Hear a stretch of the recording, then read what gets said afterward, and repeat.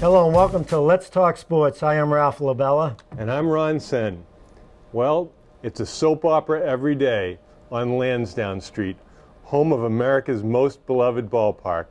And this week's prime character is David Ortiz. In 1972, Roberta Flack had the hit single, Where is the Love? And for Ortiz, there's never enough love.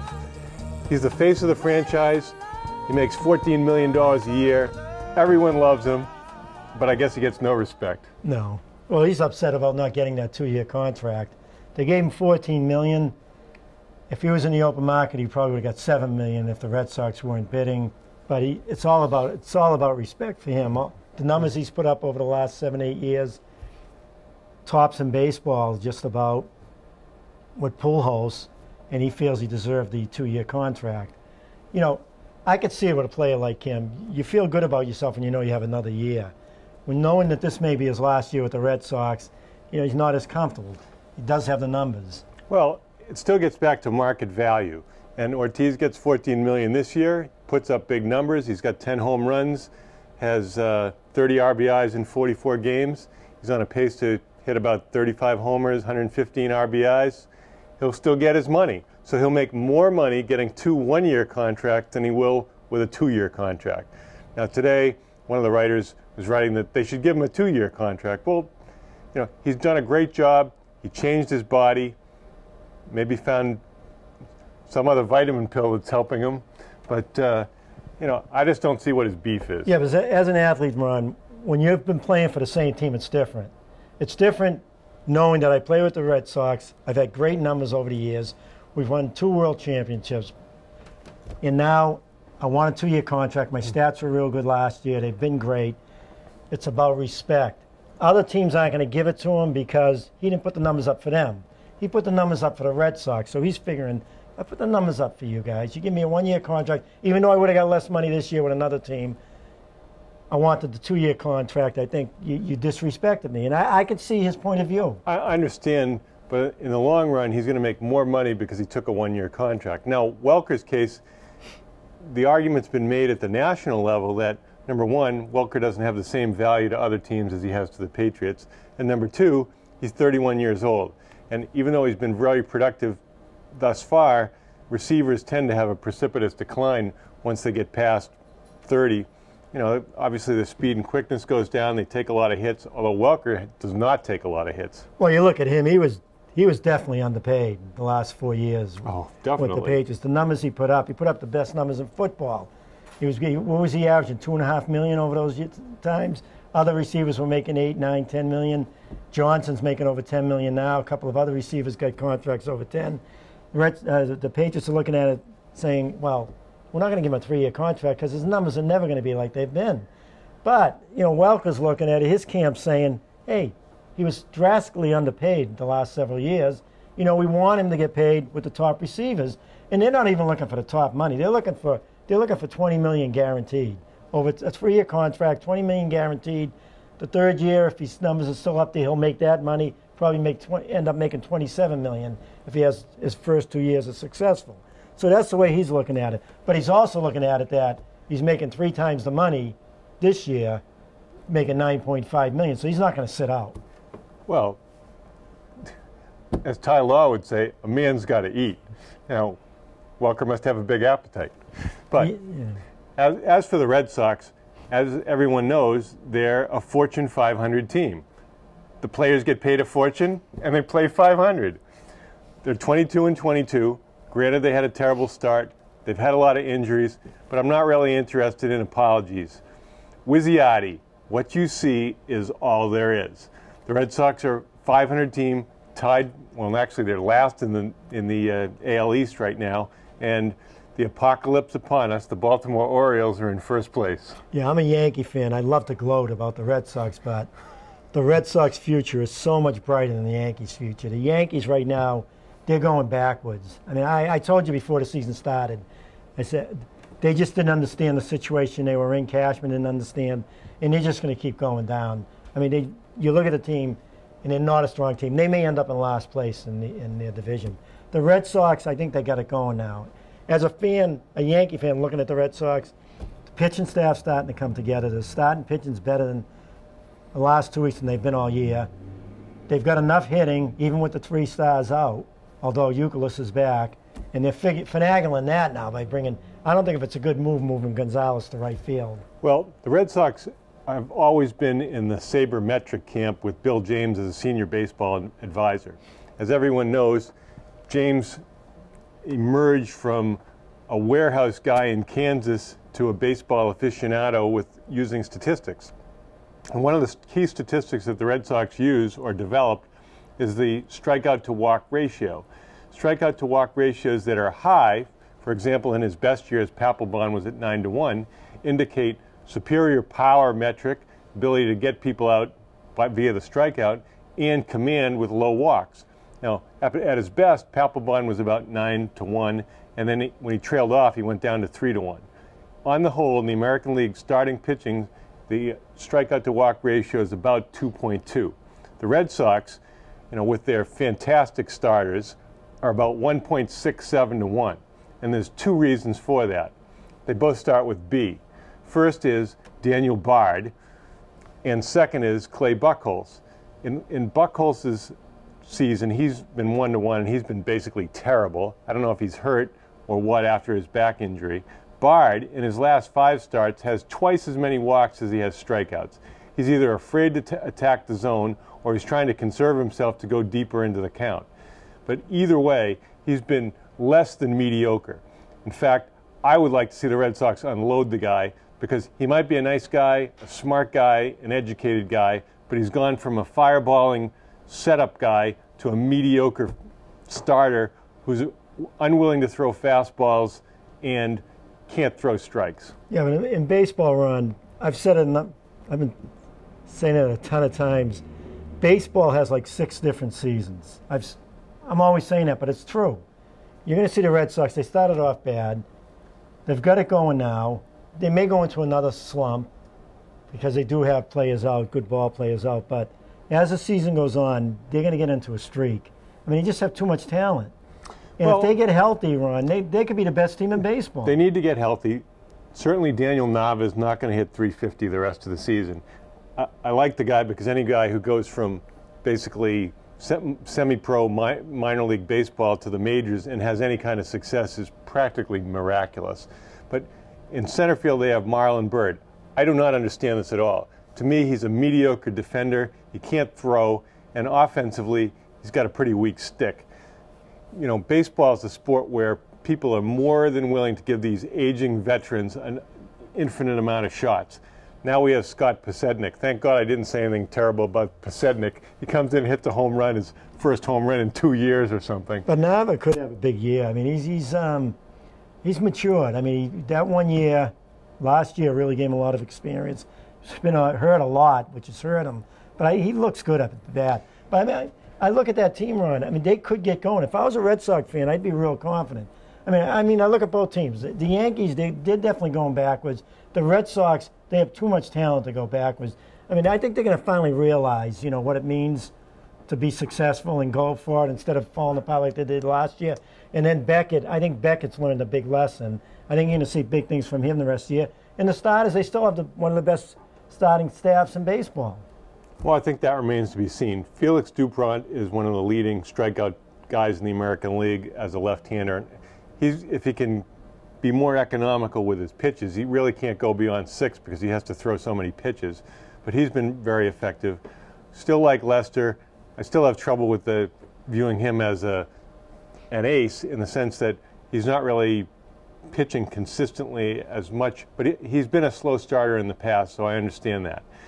As for the bullpen, it's been pretty much miraculous with Aceves not giving up any runs in the last week, having 11 saves, being 4th in saves in the American League. And the guy who has been incredible out of the bullpen is Atchison, who's basically a journeyman, but he's been very effective. He was good last year, too, until he got tired. They overpitched him last year, and he started losing it at the end of the year. Well, Valentine's got guys in there every day. Vicente Padilla has pitched in every game this season. I like the way he manages, though. He manages like the National League managers, even now. But, yeah, you look at the team. I mean, what's wrong with having their fourth and fifth starters are better than most teams' fourth and fifth. I mean, you have Tampa Bay, who has they have a great pitching staff. They have 6 strong starters.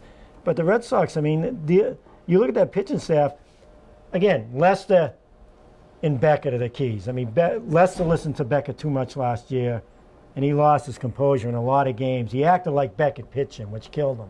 And I said that last year. I don't like the way he's acting. Every time a pitch that's close to call the ball, he starts pouting like Beckett did. But now I think they both learned a lesson, and if they get it going, which they definitely have the talent too, I mean, who has more talent than them in baseball? Well, they've scored the second most runs in the American League with a makeshift lineup day after day. Saltalamacchia, I can't stand him defensively, but he's done a good job offensively. Middlebrooks has been solid. He had a little bit of a dry spell where they looked like they were figuring him out with breaking stuff down in the way, but he's making some adjustments and he looks better. Avila's has cooled off. You know, we'll see. I think Jose Iglesias will have the job by Ellsbury was a huge loss run. I mean, if they had him leading off, I mean, this team, I mean, I think they would be unstoppable. I mean, they could have 3 teams from that division. Well, imagine having 3 teams and not the Yankees. And that would be amazing. And then Gonzalez, he's a guy, you know, you talked about it before. He's overpaid. He's had 3 homers, but he's one of these guys I do understand that he may get hot and he could hit 5 in a week, and then all of a sudden his numbers look better. Right. I mean, you know how I feel about him and Crawford. What they did last year. I said the Red Sox fans were really getting cocky about Gonzalez and Crawford coming in, but they forgot about Beltre and Vemont, even though he got hurt, and giving their 4 top prospects away. You keep them, you know, you could have had another great player. And I just thought it was a terrible move by Theo, and I think the last 10 moves Theo made were all bad moves for the Red Sox, and it really hurt them. But you look at the team now, they still have that pitching staff, which possibly could be one of the best in baseball. Well, there's more stories in baseball. First of all, the Orioles, I believe it was in 1989, where the motto was, "Why not?"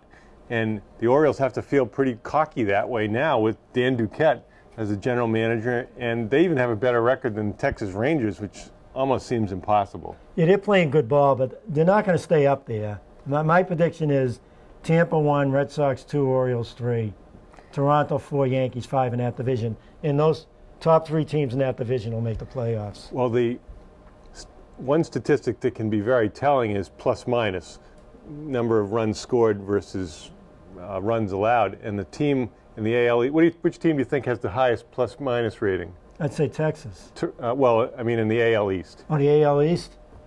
Toronto? It is Toronto. Toronto is plus 35, I think. And well, that's because they have the big hitters at times. Well, they've got pretty good pitching too. Yeah. And, you know, I wouldn't count them out. You're not going to win 95 games in the AL East this year. There's just too much competition within the division. So if you can hang in there, get a hot streak, and beat some of your competitors in the division, then, which is why I like Tampa, because they seem to play really well against the Red Sox.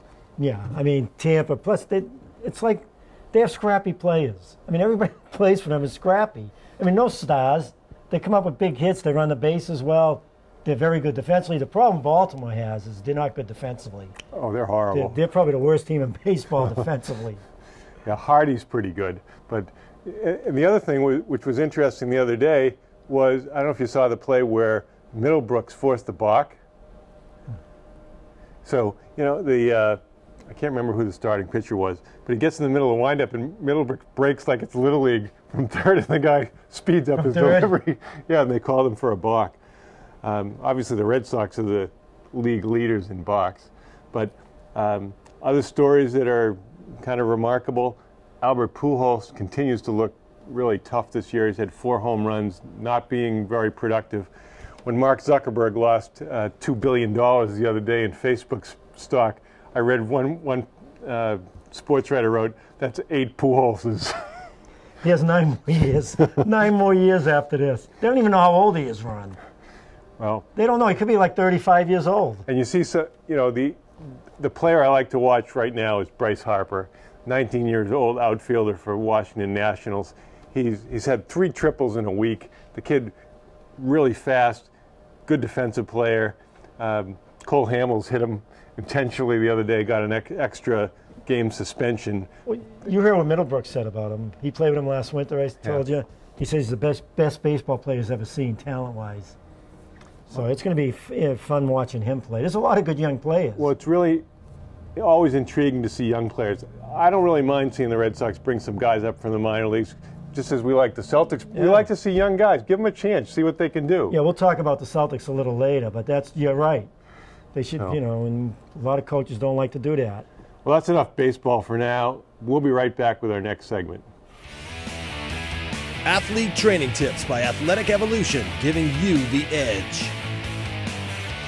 Welcome back to Athlete Training Tips by Athletic Evolution. I'm Scott Duggan, a strength coach here, and we're going to be taking you through some generic workouts today, starting with some mobility, some band core work, and then we're going to get into some sport-specific movements. Here at Athletic Evolution, we like to start our workout with some mobility and prep work, as well as some flexibility work, getting the body moving the way we want it to work before we start our workout. I'm going to use Larry, one of our strength coaches here, as an example, and we're going to go over T-spine mobilities, trying to increase that range of motion in our thoracic spine right here. That way we can rotate properly the way we want our athletes to rotate. A lot of sports like baseball, as well as hockey and lacrosse, range of motion in the core and the thoracic spine is a huge key to those sports. How we're going to start, Larry's going to take his left hand, throw it behind his head. We're going to bring our butt all the way to our heels, and we're going elbow to elbow, all the way down. He's going to go back, all the way overhead, stare through his armpit behind him at me, and then all the way back down. We're going to do about 5 to 8 of these. Main thing, we want to keep our butt all the way on our heels. We want to look all the way through behind us, and we want to keep a nice smooth motion. I like to say like you're rocking a baby, back and forth, that nice consistent motion. Back with Larry here, we're going to go into some core work. Here at Athletic Evolution, bands is a big part of what we do. The bands allow us to hook onto different apparatuses, use with different athletes, using together, or involve a strength coach, allow us to do a lot of different exercises in using this one band. So what we're going to do is we're going to go over one core exercise we do, anti-rotational pulls. The main object of this is Larry wants to stabilize his core, and when I pull on this band, he wants to make sure his arms stay locked out, his triceps stay locked out, his core is nice and tight, and he doesn't want to move his arms this way. If he keeps them nice and stable, that's kind of the whole idea, principle of the exercise. So I'm going to get nice and distance. I'll start out nice and slow, and as I see stable, I'm going to increase that range of motion and resistance on Larry. Once he gets good on this, a couple weeks into the program, we'll add a variety of different planes of motion, so that he's working all different areas of his core. I'm here with Chris, another one of our strength coaches. We're going to go over rear foot elevated split squats. Squat is a great exercise in terms of improving quadricep strength, but what we like here is to complement the squat, is to do a single leg rear foot elevated split squat.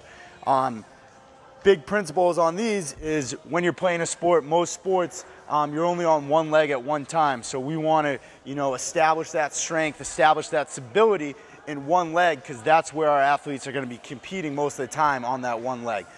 So to start, I like our athletes. I'm not necessarily picky about how they put their foot on the bench. Some people like to hook it on. Some people like to dig their toe in the back.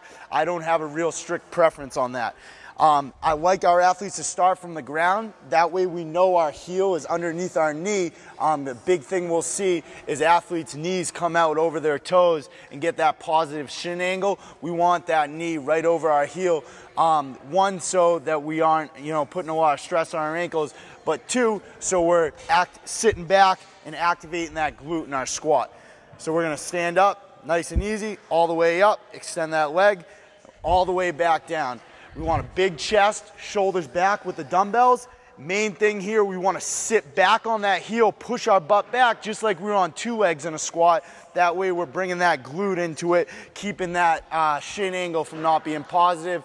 Great form Chris has here, big chest, shoulders back, knee over his heel, activating that glute by sitting back. That's another week of athlete tips here.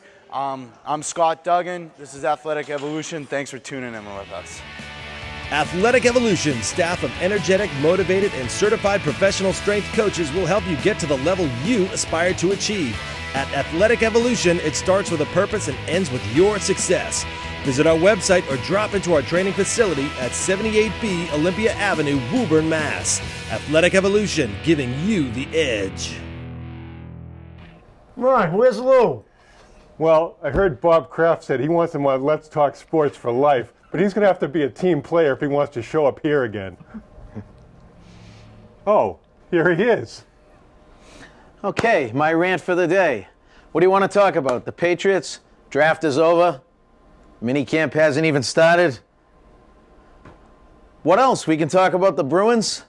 They're out golfing somewhere. Stanley Cup is about to start. They're not a part of it. Can't talk about them. What else is there? Celtics? Well, I guess if the fact is that Avery Bradley gets hurt and that torpedoes your postseason chances, do we need to talk about that? And what else is there? The Red Sox.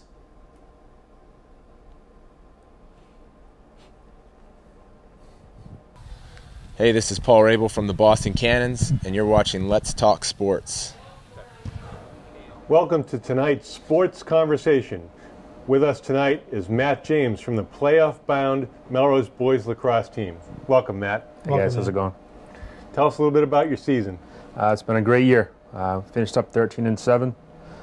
It's by far the best season we've had so far. We got 3 All-Stars for the Middlesex League. Came in second place in the league overall. We had some huge wins, especially in the season against some teams that were around for a while, like Lexington and such. But it's definitely been a year first for us. Now you're 13-7. How many games were in the Middlesex League? There were 14 in the Middlesex League. 14. Did you play everybody twice? We played everybody in the small twice and everybody in the large once. Now, does every Middlesex League team have a lacrosse team now? Yep. Stoneham had a sub-varsity team this year. Next year they'll be in the league as a varsity program. Who's the top team in the league? This year, in the small, Wakefield won, and in the large, Reading and Winchester split. So, Reading and Winchester are top 5, 6 teams in the state. So they are? They're up there, yeah. If there had been a poll preseason on how Melrose was likely to do, where do you think they would have been projected? We would have been projected in second place in the small. Probably somewhere. Our goal was to make the tournament, so we wanted to be a 500 team. We definitely surpassed that with the wins we had. We were hoping to be maybe a 25 or a top 30 team in the state. Right now we're looking at maybe a top 20. What was your record last year? 4-12. 4-12. How many years you been coaching the team? This is my second year. This is your second year? So aside from great coaching, what were the other key elements to success this season? It was all about honestly, it was all about the captains. C.J. Hansen, Paul Hansen, Cam McGuire, and Brian Reel. They had the kids working hard. A lot of time in that great facility up in the gym, getting in shape before the season started, so we don't have to waste any time with conditioning. And having that new facility set up where we could be outside every day, practicing every day on that turf field right by the high school. That made a big difference. Now you practice inside in the gym too, you said? We didn't have to. We were outside every day. From when you were able to start practice? Yep, from the third Monday in March on. Excellent. Yeah. Going into the tournament, do you have any particular concerns about your team? No, we're healthy. We're feeling good. We're confident. We've got 5 wins in a row, 10 this season. So I think we're just waiting to see where we shake out. So you don't know yet? You don't know who you'll be playing? No, we won't find out till Friday. Could you have a home game? Hopefully. You must know how many teams qualified. Right now there's 31. The 32nd team could qualify today with a win. Is that Division 2? Yep. 32 teams qualified? A lot of teams this year, yeah. A lot of teams. So, the 32nd team gets there. We have a pretty good shot, I think, at getting a home game. Now, how do they break it up? East Mass, so they go north and south? Yep, and it's all Eastern Mass to start off, and then after the Eastern Mass Championship game at Harvard, it bounces towards you play the winner of the Central and the Western Massachusetts team. Sometimes there's a turning point in the season or a seminal moment where you find your team is more than you thought. Did that happen for you? Yeah. We went down to Bridgewater Raynham to have a preseason scrimmage, and they are a Division I tournament team from 2 years previous, and we really competed well with them. We had the athletes run with them, and we played good enough defense where we kind of, dominated. And we kind of rode that through our first game against Reading, and that was a tough one. But after that, we started playing against teams like Burlington, and we wound up beating Lexington. And that week right there is when we knew that we were going to be all right. And you split with Wakefield too, didn't you? We did, yes. You beat them the first time? Yep.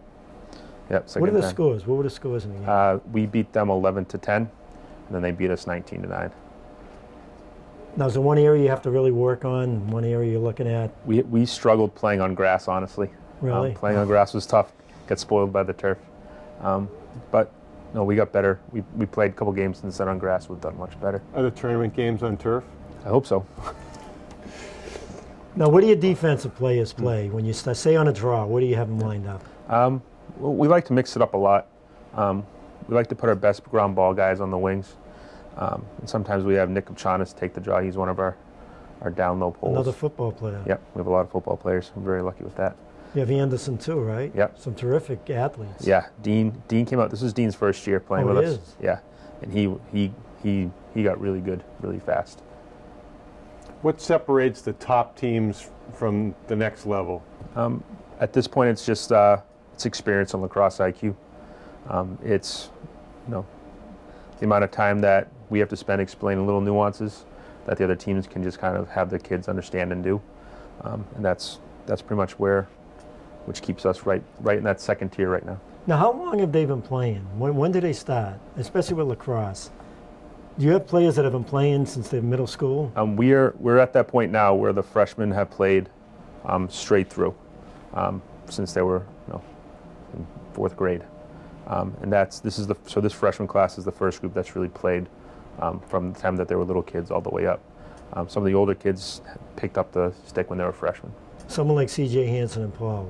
They played. I think they played in 7th and 8th grade, so they had a little bit of a background. But the youth coaches that are we have really good youth coaches, but no, they were still learning the game, and now we're starting to see the kids that are coming up that they just understand it. Like Mike Doucette's a freshman who wound up getting a lot of playing time for us this year, and it was just his understanding of the game and what to do and where to go was almost instinctual. Now, your offense, do you have like a point guard that starts your offense, like someone like CJ? Yeah, CJ, we do a lot of different things. We're very lucky. We're very talented on offense. So we get to switch things up a lot. But CJ initiates almost everything from the top, and Cam McGuire does a lot from behind. He goes behind the net, yeah. And you run plays. Yeah, we run all sorts of different looks, different sets. Where the kids move around to different locations to get the ball. Cam and Brian do a great job of playing off of each other down low, and we kind of send our sophomore Will Mandrake down there a lot. A lot of like in basketball, a lot of picks for each other, pick and rolls, and we can do stuff like that. Now, when you're behind the net offensively, the net you're attacking, where do you have your defensive players? You said you move them all over the place. Can they come all the way up like the girls to the 30-yard line? We have a lot more freedom than the girls do to do a lot of different things. So we can press way behind the net. We can press all the way down the field if we want. So we can really spread the field. So you can bring them all the way up and really put like a full court press on. Right. Now, if you have a player in the system who's a great athlete but very limited exposure to lacrosse, can they develop really quickly, or is it something where experience is a huge deal? Well, lacrosse is different because we can find a lot of different roles for guys. We can find defensive specialists like we do with Dean for the year. We spend a lot of time teaching them how to take face-offs and how to play one-on-one defense and really focus on the whole team concept until later in the year. But Dean wound up with 4 or 5 goals this year for us, and we'll take that. So it's one of those things you can definitely learn, and the more of a natural athlete you are, the quicker the game comes. Now, how important is it defensively, especially with what do you call the players that are basically at midfield? Midfielders. Midfielders. I mean, to me, that's very important defensively. Yep. The attackers, to be able to control the attackers. Right. How do you handle that situation? Well, in our system, the defensive midfielders are the most important players we have. We got Paul Hansen there, and we have Ryan Fay. Those are our two short stick defensive midfielders, and they are really they're really going to be difficult to replace next year when they graduate. But it's so important to be able to slow the ball down, to be able to stop that transition into the offensive end from a defensive standpoint, and keep people to the outside.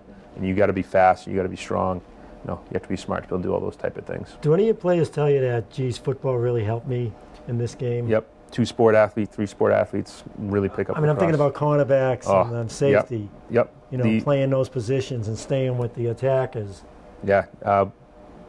Paul says it all the time. The best thing that happened to him this year was getting moved from safety to cornerback. Right. He just picked up that drop step. He was a terrific cornerback. He was outstanding this year. Yeah. His brother was tremendous too. Yep. Anderson hurt his knee, but he was a great athlete. It's a similar footwork to everything. There's a lot of contact in lacrosse. Where is contact illegal, or where do you go over the line with that? Anything above the shoulders and below the waist.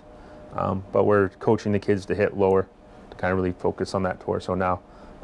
And the big hits are pretty much being taken out, just for player safety. You can hit the ribs? Yep. Even though they don't have any pads? Yeah, the offensive players usually have a little something going there. But you can hit the ribs? Yep. Now, where'd you come from there? Andover. Andover? Yep. Did you coach up there? I did. Coached up there for a long time. Did you coach the varsity? I coached all of it. I started off did? as the freshman coach. I coached JV for a couple of years, and then varsity for 4. How you like it here? I love it here. It's a great town. It's different with the proletariat? A little bit. Do you teach here too now? Or I teach in Winchester. Winchester? Winchester High? Yep. Bob Trakanis? Of course. Well, they have a great lacrosse tradition there, so that must be It's a huge help. It's a huge help to get to bounce ideas off Coach Barani. So how's the future look? It's great. Right now, our 7th and 8th grade select team's undefeated. Wow. We have amazing youth coaches. Do you work with them? As much as I can.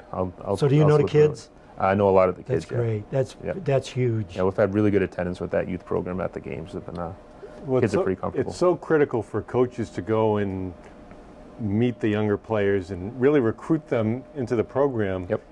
So that you don't lose players to the private school system. Yeah, it's it's also fun. We do a Sunday night thing on the during the winter. We get the kids out there a lot, so I get a lot of chance to spend one-on-one time with them there. We also got a summer camp that we do for the youth program, and we get pretty good attendance for that too. So it's just anytime you get a chance to see a kid play a sport that's fun for you, and then get to teach them how to be better at it, and then all the things that they get to learn through playing sports. It's very rewarding. Did you play in high school? I did. What school? At Andover High School. Oh, at Andover. Oh, so Yep. you came all the way up to Andover. Yep. When did you start playing? My senior year of high school. Oh, really? Was the first year we had a program there, but I started playing at different camps and stuff like that when I was in middle school. Did you play football too? I did not. Played hockey. Played hockey? Yep. We've had a few players from the Cannons on. Do the players have role models from professional lacrosse, or is it more just what they see? It's actually much more from college lacrosse right now. The kids love watching the college game. It's so fast, and the high school games really evolved, so it looks a lot like the college game. So the kids tend to know a lot more about the college level than they do about the pros. But especially the Cannons, because they're so out there. They'll talk to anybody and they'll go anywhere you want them to go. So it's starting to creep in a little bit more. Now you see on ESPN Boston, they'll have the top 25 players or something in Massachusetts. Now, obviously, we don't know how they make those decisions, but how does the politicking for that evolve? I don't really know. I kind of stay out of that. I just kind of try to coach my guys the best I can, and when they get recognized, they get recognized. We got like CJ Hansen this year. He just scored his 50th goal last night. That's a huge milestone. 50th goal over 4 seasons? Of just one season. This year? Yeah. So things like that start getting kids in the program noticed, especially when it's not just CJ. Cam's got over 40. Brian's in the 30s. Will Mandrakia, he's in the 30s. And we got a bunch of other guys in the low 20s and the teens. You have some good sophomores. Mercer's on your team, isn't Mercer's he? outstanding. Yeah, Mercer's got about 19 goals. He's tough. Yeah, Malik Garrett's up there too. Malik Garrett's on your team too? Yep. Wow. He's outstanding too. And then it's when we start getting guys like that can draw a lot of attention, and they love to play, and they play, you know, in the summertime and stuff like that. We start getting more attention, and, you know, if we can, you know, put together a tournament win and get a little bit deeper, people will start paying more attention, and kids will start getting recognized more for their abilities. Now, do any of the kids go to camps like in the summertime? Yeah, almost all of them are playing in a summer league, or about half are playing in a summer league. Some of them will go to some recruiting camps, and it definitely helps. You know, the more they can play, the more they understand. Now, if you knew that you were going to play a team on grass, excuse me, during the postseason, do you have a grass practice option somewhere? Get right under the cabbage patch. It's great. You can't use a baseball field. No, absolutely not. Absolutely not. Well, that's great, though. It's great. I mean, to see the talent you have, some of these kids are the best athletes in the school playing. Yeah, it's an attractive sport for good athletes. The more and more I've seen it, I mean, I've been watching the girls mostly, but I watch the boys on TV, the boys' games. You really enjoy it, the speed. Yeah. Speed is unbelievable. Yeah. We were last year at the Major League All-Star game with Vrabel and all those. And the speed down there is, in the power, it's unbelievable. But you watch these kids on TV, I'll tell you, you watch C.J. Hansen movie, I mean, he's just unbelievable athletic-wise. Yeah. But it's a lot of fun. I mean, I'm starting to really like it. I never really cared for lacrosse. Yeah. But even the girls I'm enjoying at times, watching, you know, how they execute the game. Yeah. You know, when it's good lacrosse, it's fun to watch. When it's not good lacrosse, yeah, it's that not Winchester girls team with Hennessy is amazing. They are outstanding. Well, it's going to be a real challenge for baseball going forward to keep the kind of athletes that they need to put on a good program, and that's going to be across the country as lacrosse. You know, it's ironic that an old sport becomes the next new thing. Yeah, I would think that what's going to happen there is most of the good athletes in football will go to lacrosse rather than baseball, especially now where they're all starting off playing lacrosse. Where before they all started off playing baseball, then they picked up lacrosse. Now they're starting off playing lacrosse at an early age. So it's, you know, and it's more activity. It's really, you're not standing around. Well, you think of the hockey players, it would translate well between the two sports as well. But you know what's funny too, when I watch the girls, you can relate it to other sports. Yep. You relate it to basketball, you know, you can relate it to hockey, and the boys you can relate it to football, especially playing defense. Yep.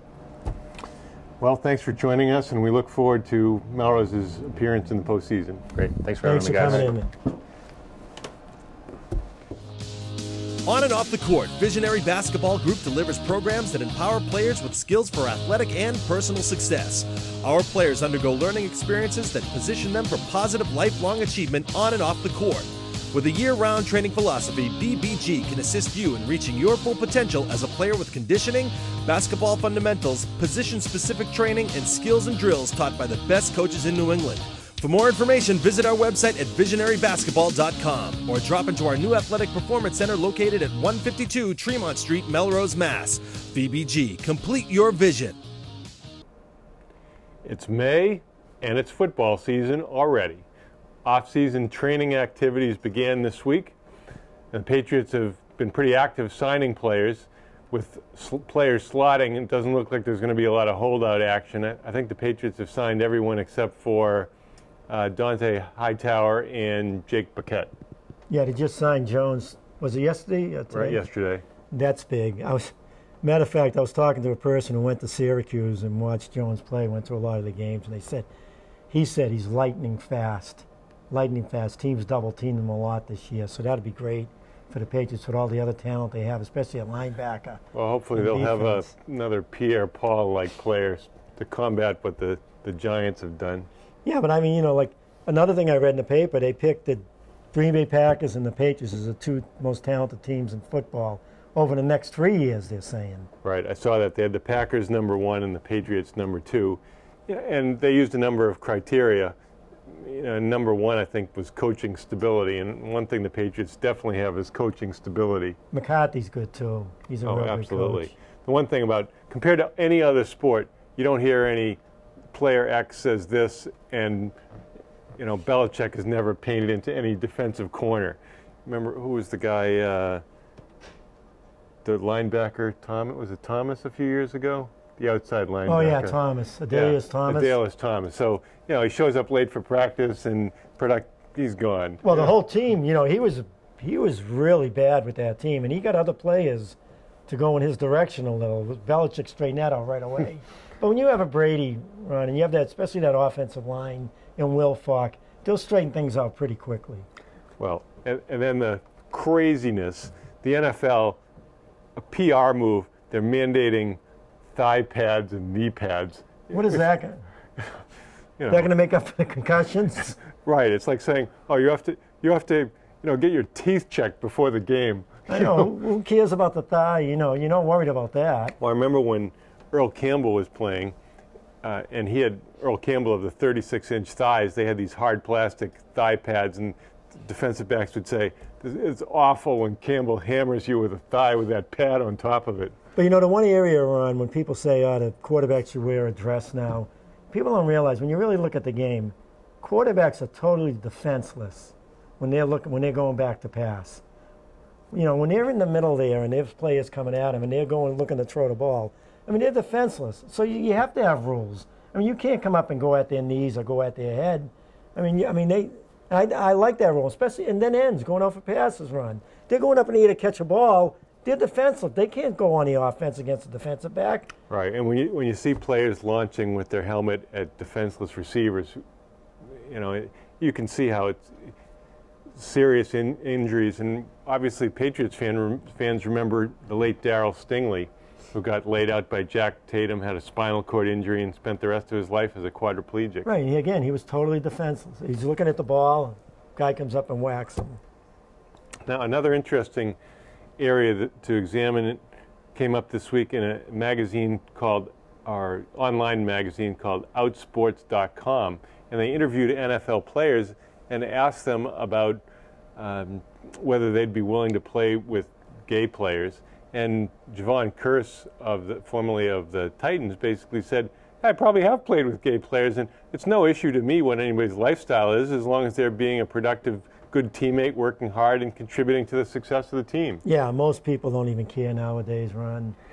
I could care less myself. You're working with people that are gay, and it's fine. Right. The key thing is, I call it the Manny Ramirez factor. If a guy has talent but doesn't contribute, doesn't work hard, lives by separate rules, then people aren't going to be happy with them in the workspace, no matter whether you're an engineer or a professional athlete. But no matter what your race, creed, color, sexual orientation is, that shouldn't have anything to do with what your job is. It's all about the person. If it's a good person, respectful, that's all I care about. Right. And certainly the National Football League has plenty of other issues going on right now, and it seems that the concussion concerns are going to be number 1, 2, and 3. And I don't know how the rules are going to change.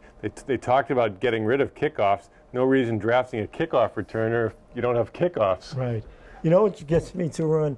You look at this, right, the concussions and the problems they've had, and you look at boxing. How does anybody box? They're constantly getting hit in the head. They're getting a concussion every time they fight. Well, they have to. Well, I'd be interested also in professional soccer players who spend a lot of the game hitting the ball with their head. Oh, I know. That can't be really good for you. Anytime. When a basketball used to hit me in the head, you're concerned a little there. Almost knocks you out half the time. Right. And soccer, you're right. How many times in practice, how many times does it hit you in the head? You got to work on that pass. Right, and scoring on headers is a huge part of the game. So we'll see.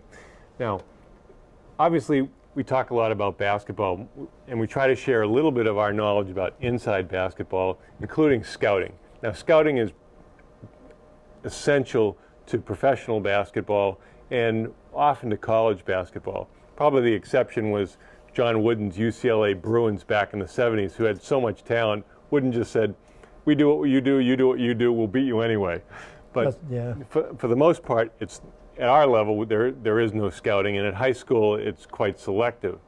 Now, people don't always understand what sometimes the most important issue in scouting is, and the number one concern that you have to know is who is the other team's worst offensive player?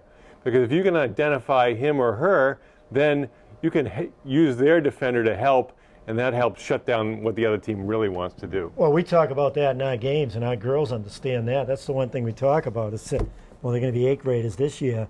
Right off the bat, we find out who to because you don't always play these teams. You might see them just once or twice a year, So right off the bat, we find out who their ball handler is, who their best player is, who likes to control the ball, who do they like to go to. And within 5 minutes, we know who we have to shut down, we know who we have to lean towards, collapse on, and you have to pick that up. With youth sports, that's the way you basically coach and play. What I like about our girls is they understand that. They know right off the bat the players that we have to control. Right. So in addition to finding out the player who's not a real talented player that you can help from, it's also very important to identify the other team's key rebounder. We've been fortunate that we have several players that are really strong rebounders who would be hard to key on only one. But some of these teams, you can really pick out who the key rebounder is and keep her off the boards. Right, and then and another thing you look at for when we play defense, when teams like to run their point guards off picks, who's the best player we've ever seen beating a pick? Oh, there's no question that our player Shannon Jones is, she's unpickable. Right, she just beats the pick. I remember the North Andover game last year in the tournament, and North Andover was trying to run their little point guard who's real quick off picks to get her open, and Shannon was constantly beating the pick. And the other girls are getting better too. Caitlin on the ball is getting a lot better. She's more of a team defensive player. But, you got to know your strengths and your weaknesses, and you go from there. Right. Now, we're in the midst of the NBA playoffs, and the Celtics will play in a couple days for a right to go into the Eastern Conference Finals. Last night's game, I can't say enough bad things about the way the Celtics played. Now, I heard one of the sports announcers saying, give the 76ers credit. They did a lot of great things that limited the Celtics offensively. You got to be kidding me. Rajon Rondo played as though he wanted to be somewhere else. I mean, Rondo's done a lot of good things in the playoffs. He gets triple-doubles. He has a lot of assists. I don't know what he was doing. Defensively, he was miserable. I mean, he won't even get in front of the players. He was lackadaisical with the ball, shot terribly, but took bad shots as well. It was a disgrace. Someday, Pierce is going to come out with a book when this is all done. The title of the book is going to be I Hate Rondo. I'm telling you, I've been telling you that for years. The one player I give the most credit to is Pierce for keeping his mouth shut playing with Rondo. It's taken away from – people think Rondo adds to Pierce's game. He takes away. Takes away from his game. When they get in these tough series in the playoffs, when teams can game plan for you, not like this year when they couldn't game plan because they're playing game after game, 3 games in 3 nights at times, so you don't even have time to game plan for the Celtics. Philadelphia, with a good coach in Collins, is game planning. And Rondo basically has had a poor playoff series. Well, when you look at, all right, one game he had 13 points and 12 assists. You know what I think about that. Well, it seemed like the offense every time was to try to get the ball to Garnett in the high post. He didn't get into the low post area ever. But you see Pierce when he slapped Rondo in the back of the head, jokingly? Oh. Pierce was Ron, I know the game enough to know that Pierce wanted to try to take over the game in the fourth period because things weren't going right. He had his 2 hands up several times for passes from Rondo. Rondo knew he was open a couple of times. He didn't want to give it to him. Pierce must have said something to him early in the game, like, get your head in this game, and let's start playing basketball. And Rondo, because most people that don't know the game of basketball say he's the best player in the Celtics. He's a great player. Number one, he's not a great player. Second team all-defense NBA. You got to be kidding me. That's a joke because he gets the steals. But man-to-man, he can't come off a pick. I told you last week that I said, wow, Rondo really beat that pick. I look up. It's not Rondo. It's Bradley. 3 times I saw it. I thought it was Rondo. It was Bradley. But to get back to Pierce and Rondo, half-court game, and I've been saying it for years, it's the reason why Celtics get knocked out. Rondo shouldn't be controlling the team in a half-court game. Half-court game, the ball should go through Pierce. Pierce can do more in a half-court. Rondo cannot shoot, so teams are bailing off him. Why is Pierce, Allen, and Garnett getting double-teamed all this Well, playoffs? Rondo can penetrate and dish. He can get to the hoop, but he doesn't have any intermediate game at all, and his three-point shooting is very inconsistent. He can't get to the hoop that much on a half-court game. He can at times, but when you game plan for him, like Philadelphia's doing, you can't do it. But one thing I'll give you about Rondo, this year he's played the best ball. Second half of the season, he's played the best basketball of his career.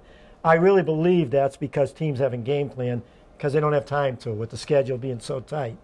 You know, so teams just, you know, they'd rest and go play without really working, like Philadelphia's worked on their game plan to control Rondo in a half-court game. Now, Rondo, the thing with Rondo, again, when you know he can't shoot, like everybody knows, what's he going to do in a half-court game? What is he going to do to help your team? Well, and who would have thought that because of Avery Bradley's injuries and Allen's injuries, I mean, Ray Allen, he looks like Allen Ray right now, former Celtic. Poor Allen can't cover anybody. You can't blame Allen. I got aggravated with him yesterday, but then I'm saying, how can you get mad at him? He's playing with an ankle he normally wouldn't be playing with. No, I know. He's very hurt. And the other guy who's really struggling offensively is Michael Petrus. He just really can't make anything right now. Petrus drives me nuts. He takes this three-point shot at the wrong time most of the time. You know what he does, Ron? The Celtics will be on a little streak. He's always the first one down the court. So he's the first one down the court to get behind the three-point line. Rondo will have a pass from the ball. Doesn't even think. He gets the ball, turns, and shoots. There could be two defensive players under the basket, no Celtic. And he forces it. I mean, everything's in a hurry from now. But when he gets a pass in a half-court game and he steps into a shot, he hits it. But he doesn't even know enough. He forces up too many three-pointers. Well, they have to rely on too many players who really have limited games. For example, Ryan Hollins comes into the game. If he doesn't have an uncontested dunk, it's not going in. And Steamsma. Bass. Steamsma has no clue what he's doing right now, and defensively he's trying to block every shot, and he's going for every fake. He had a good game in number 5. Last night he was awful, and he didn't play many minutes either. Well, you know, you look at too, Ron, it's a shame, but every team has injuries, all right? I mean, the Celtics are playing now because of Chicago, because of Rose being out. Right, and we don't really know how many, for example, we know Pierce has a knee injury. He's out there doing the best he can, but it may be a lot worse than we really know. Well, just think of this. I mean, if they were lucky enough not to have injuries, they'd be rated ahead of Miami right now. If they had Wilcox, Green, and Bradley, and Allen healthy, who'd want to play them now with those players? But they're hurting. But let's say they beat somehow Philadelphia on Saturday, which they may. They haven't really been very good away from. Miami's going to kill them. Right, exactly. They just don't have it right now. They don't have it. I mean, you have Allen who's limping. He can't play defense. Pierce is getting better. You know, you're going to rely on Rondo having great games. And again, when you're in the playoffs, his great games now become more inconsistent. Well, and down the stretch, Avery Bradley was scoring 16, 18 points a game, playing great on-the-ball defense. You know, he's a very useful player. I'm not saying he's going to be an all-star player, but I'm not saying he can't be an all-star player either. Yeah, the only way the Celtics could win against Philly is Rondo's going to have one of his games. See, here's where you say, when people say he's great, if he was great, you know he's going to have a great game next game. You knew he was going to have a great game last night. If he was a player everybody thought he was. But he's not great. He's very good at times, and you got to hope tomorrow, on Saturday, he's very good. But if they win, it's like being on death row and then getting your sentence commuted for 6 months. But in this case, it'll be 2 weeks. But for people, no, it really aggravates me, don't run. I mean, I love Pierce. I mean, I've seen him. He's been unbelievable, his career here. For people to say that Rondo's better than Pierce, I mean, are you kidding me? I mean, Rondo's great in the open court. But you're not in the open court against real good teams all the time. Teams are going to slow you down. They're going to get back on defense, and then Rondo's poor. Rondo becomes, in an open court, he's a great player in the open court. In a half court, he becomes a poor player at times because they bail off him, they double team off of him, and it makes things a lot more difficult for Pierce and Allen. Well, let's say the Celtics beat Philadelphia, and then LeBron James gets appendicitis, and they somehow get into the finals against Oklahoma City or San Antonio. The Celtics would be lucky to win one game. But you know, Ron, it goes back, again, they're injured. They're hurting the Celtics. If they were completely healthy, I'd put them up against anybody if they were completely healthy, but they're not. Well, let's talk about something happier. The Los Angeles Lakers. The Lakers went out 4-1 to Oklahoma City, and Meta World Peace, genius that he is, says, well, we're the better team, but you know, we just happen to get knocked out. He's unbelievable. I mean, that elbow, he was lucky to be playing anyway. He should have been out for the whole playoffs. that elbow he hit Harden with. But, I mean, Oklahoma City, they're classy, though, Ron. They come out and they beat them. They just played head up with them, and they beat them. What about the dirty plays in the Miami and Indianapolis game? Well, right. Haslam's been suspended, and who's the other guy? And some guy that's on a bench player that never plays. But and you see him wink after he decks the guy with the elbow? Yeah, it's you know, there's no play. But Hansborough started in a way. He cut Wade when he went in for the layup. But he was going up to block the shot. He got hit with a technical for that, too. And then Hansel came back at him and really came at him. Let's say Indiana wins against, you know, the next game, Game 6. For the chance of Indiana beating Miami in Miami, playing against not only the Heat but the referees, because the NBA doesn't want Indianapolis in the Eastern Conference Finals. It's going to be Miami versus somebody. I'd love to see Miami and Sacramento. I mean, Miami and San Antonio. Oh, that'd be unbelievable. San Antonio, they've lost one game in. I would love to see a real team against 2 stars. You know, 2 stars trying to dominate the game. They have other players, but 2 stars against a team, you know, of 10 players. You know, they play 10 players all the time, the same amount of minutes. Yeah, San Antonio is outstanding right now. And I think the series, San Antonio and Oklahoma City, are really good. Anybody who hasn't watched Kevin Durant play will get a treat watching him. And Westbrook is also terrific at the point guard. Sometimes I think he shoots a little bit too much, but he gives you what you need. I mean, the Celtics would love to have a Westbrook on this team against Philly. Did you see the play he made? He's driving, he gets fouled out near the three-point line, scoops it up and makes it off the backboard, almost from the three-point line. Incredible play. But he's had some terrific games, Ron. I mean, that's the type of player you need in the playoffs, a guy that can score. When you get in that half-court game, you can't lay off of him. He'll bury you with the three-pointers. Well, he's a lot like Rose. And as you said, if Rose didn't get hurt, Chicago would be already in the finals. Right, and you know one other thing, Rondo playing with Durant. A lot of people said that before the season started, the Celtics should trade Rondo for Westbrook. It'll work out for both teams. Westbrook can score more when the Celtics need it. Durant will have that point guard who gets him the ball.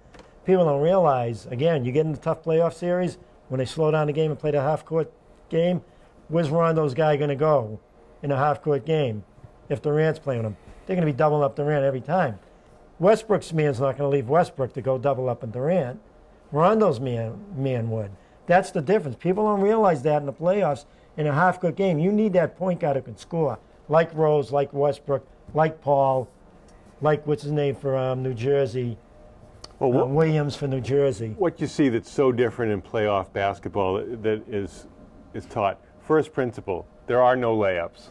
So you'd see no layups. You get a dunk now and then through traffic, but if you're going to get a layup, you're going to have to make 2 foul shots. That's the way it is. Yeah, and the Celtics are the same way. The Celtics have Garnett, who's been playing very good defense, but not an enforcer. But he's changing the shot, which I've really liked. I mean, even the last few games, he's making you change your shot, but he's not an enforcer. Well, the other issue for the Celtics, which is another reason why I have a 0% confidence that they're going anywhere, is they are absolutely terrible on the defensive boards. I mean, how many times do you see teams get 2 and 3 shots? Well, you have Bass playing the 4 position. Well, you got Garnett, number 1, who's not a banger. He'll jump and rebound, but he's not a banger. He's not an enforcer. You know, Bass is not an enforcer. He'll jump. He's 6'8". You know, he's not an intimidator down low. Wilcox was a big loss. People don't realize Wilcox was the physical player down low. You bring Steamsmer and Hollins in, they're tall and lanky. They're not enforcers. They can jump, but they're not going to box you out. They don't have the strength to run. Right, which is why we know that we didn't see much of Jawan Johnson, because the guy's a stick right now, and he needs to spend time in the weight room. You go up against our 8th grade basketball team, and you'll get boxed out. That's for sure. Yeah, well, in a very clean, but in slightly competitive fashion. But, well, thank you for joining us tonight. I'm Ron Sen. And I'm Ralph LaBella, and thank you for watching Let's Talk Sports.